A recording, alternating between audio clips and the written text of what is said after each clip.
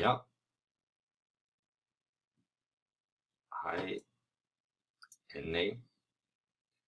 Vi er i gang ordentligt her. Nu skal jeg fortælle noget om noget, grækerne kaldte for pæderasti.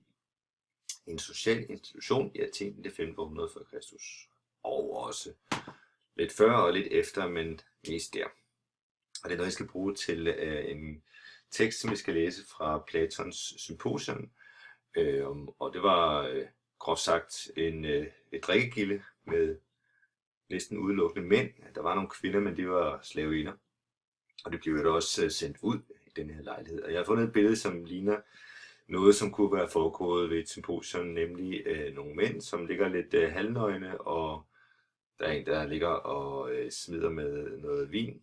Han har sådan et drikkebæger op til venstre, og han vipper den ligesom med fingeren. Det er sådan en drukleje, hvor man smider med shatter.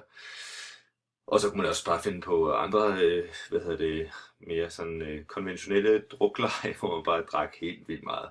Det gjorde de ikke lige i det her symposium, vi skal høre en lille smule om.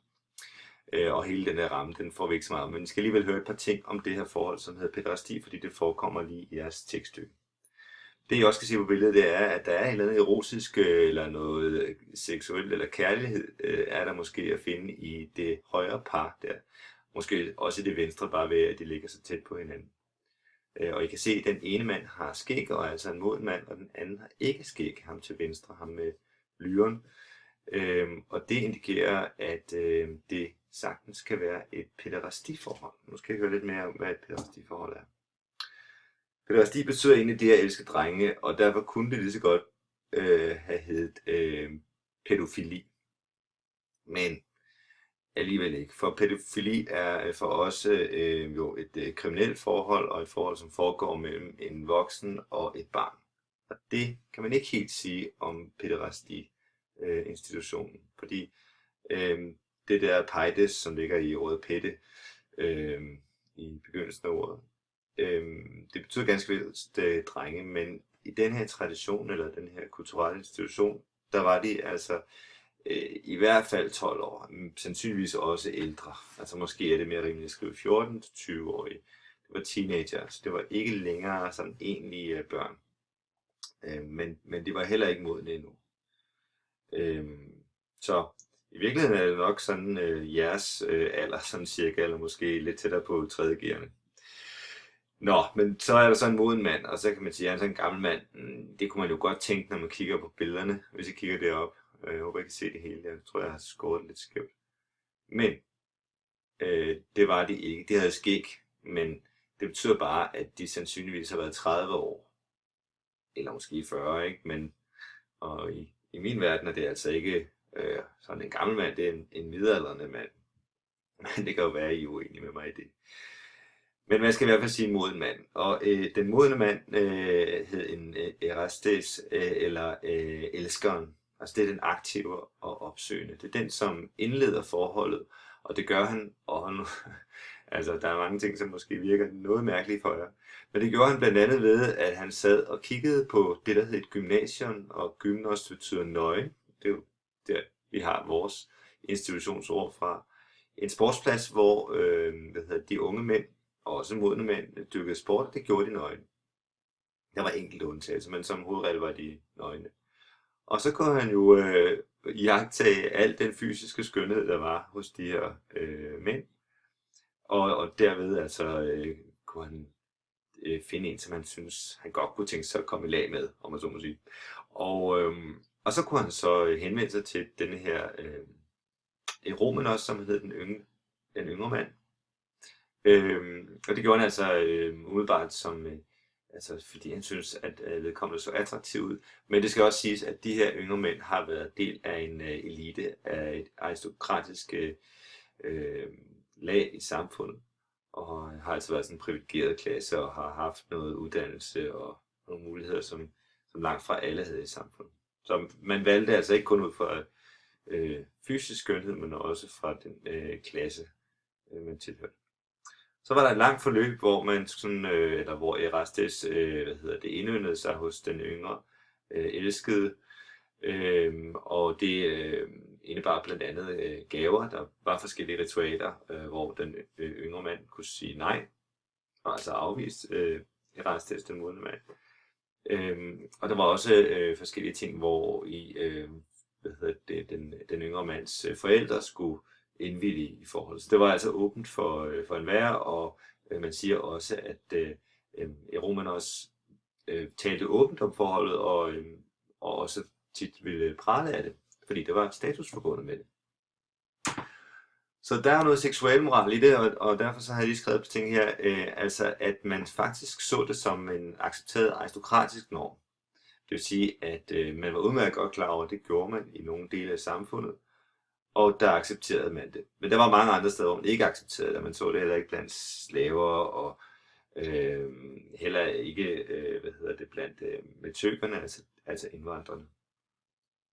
Men i den her gruppe af samfundet, der var det accepteret, det var der over flere hundrede år, og man anså det ikke som homoseksualitet, man anså det som en almindelig praksis for heteroseksuelle mænd. Man kan måske ligefrem gå så langt som at sige, at man synes, at det var en del og en forventelig del af et normalt udfoldet liv for en rigtig mand. Så man kunne måske ligefrem sige, at hvis man ikke var en rigtig mand, hvis man ikke havde indgået i et sådan pæderastiforhold. Det er der passager i Platons Symposion, som vi jo altså skal læse et lille stykke fra, som tyder på. Altså det her med, at det var meget accepteret for den her gruppe mænd. Nå, men så kan man sige, hvor går grænsen så? Hvorfor er det acceptabelt? Ja, man kan jo også spørge, hvad er acceptabelt i dag? I dag har vi udtryk som bromance og andre lignende ting. Vi har også noget, der hedder metroseksualitet. Hvor man godt kan være en mand, og så alligevel have nogle ting, som tidligere måske eller i andre samfund ville blive anset som værende feminine.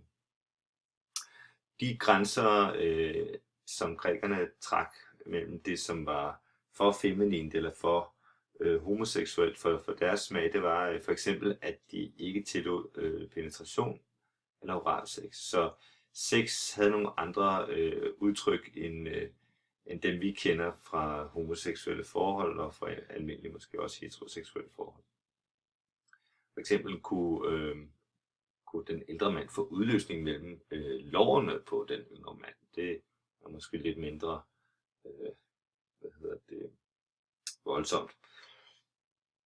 Og der var altså forskellige ting, og I kunne se på billederne, vi kan lige gå tilbage måske, ikke? Der kan I jo se, hvordan der i hvert fald bliver pillet lidt ved kønsdelene her, ikke? Og det er jo åbenbart helt normalt, at man rører ved hinanden. Men altså ikke de lidt mere, skal man sige, for os måske også grænsedragende ting, som penetration og oralsex. Og det var altså forbundet med status at indgå i hele det her forhold, og så accepterede man altså de her erotiske elementer i det. Og så kan man sige, hvorfor i alverden, og hvordan kan det være, og hvorfor begynder man på sådan noget? Tja, vi kunne selvfølgelig også vende den om og så sige, hvorfor ikke, eller hvorfor har vi de normer, som vi har i vores seksuelle moral? Hvorfor vil vi ikke gå med til det, og hvorfor vil vi gå med til nogle andre ting? Og er der noget, som i sig selv er rigtig og forkert?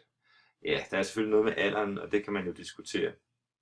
Men man kan måske bedre forstå, hvorfor grækerne synes, det var accepteret, hvis vi kigger på nogle af de billeder, der er nederst på siden her. For her kan man se blandt andet et skønhedsideal, som I også kender fra jeres skulpturgennemgang med Pernille. En arkaisk Kouros skulptur, som jo viser, at grækerne var interesseret i den maskuline, kropslige skønhed.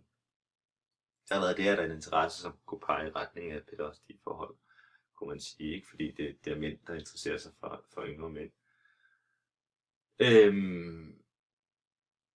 Så har vi også et billede, vi har faktisk de to midterste billeder her, der har vi jo Zeus.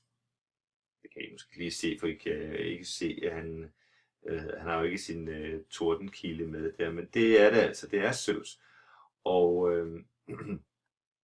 ham han står, eller i det ene billede, der kan vi se, at der står en ung mand foran ham, og i det andet, der ligner det nærmest en dreng, som han har under armen, men det er altså en fyr, der hedder Ganymedes, og Ganymedes var en teenager, som Zeus selv havde et pæderasti forhold til, eller i hvert fald et pæderasti-lignende forhold til. Der var erotik i det i hvert fald.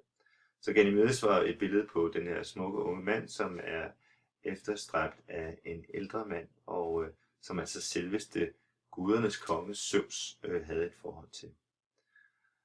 Så selvom der måske ikke mylder med den slags myter, så findes de, og det hjalp selvfølgelig til at gøre det mere accepteret, og man kunne se det i kunsten, når man hørte om det i historien. Det var lige det, I skal vide. Det er ikke fordi, at stykket primært handler om pæderasti, men det handler det også om.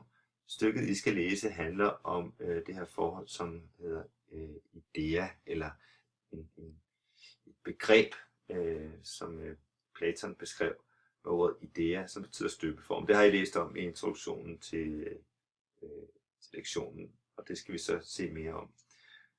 Fordi nu har vi set, at Platon kritiserer det, som grækerne så som de konventionelle guder, og så skal vi se det, som han i virkeligheden introducerede som et alternativ til Gud. Eller sådan kan man læse ham.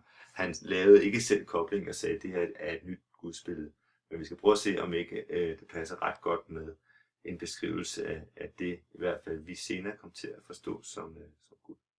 Så det bliver rigtig spændende, og jeg glæder mig til at snakke mere om det. Og nu er I færdige med lektien til i dag.